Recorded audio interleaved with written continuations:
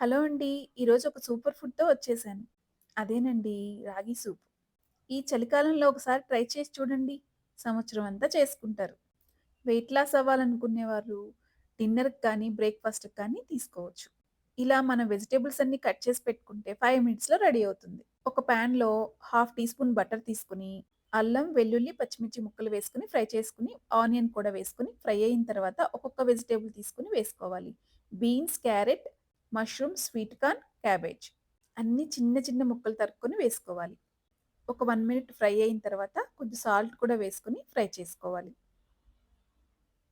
మొత్తం మీద ఒక 4 నిమిషాలు ఫ్రై చేసుకుంటే సరిపోతుంది. మూత పెట్టుకొని దీన్ని మరీ మెత్తగా ఫ్రై చేయకూడదు. నేను 3 బౌల్స్ చేస్తున్నాను. అందుకే 3 కప్స్ వాటర్ వేసుకుంటున్నాను. 3 టేబుల్ స్పూన్స్ రాగి పిండి తీసుకొని దాంట్లో వాటర్ ఏసుకొని బాగా కలుపుకోవాలి. ఉండలు లేకుండా కలుపుకోవాలి.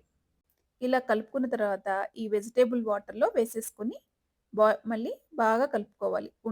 కలపలేదనుకోండి ఉండలు కట్టేస్తుంది. అందుకని బాగా కలుపుకోవాలి. బాయిల్ అయ్యేటప్పుడు కొంచెం సాల్ట్, పెప్పర్ వేసుకొని ఒక 2 నిమిషాలు ఉడకనివ్వాలి. ఇలా ఉడికిన తర్వాత దీనిలో కొత్తిమీర కూడా చల్లుకొని అంతేనండి. వేడి వేడిగా సర్వ్ చేసుకోవటమే. మీరు హెల్తీ రెసిపీస్ చూడాలంటే నా ఛానెల్‌ని ఫాలో అవ్వండి. Please like my video. Thank you.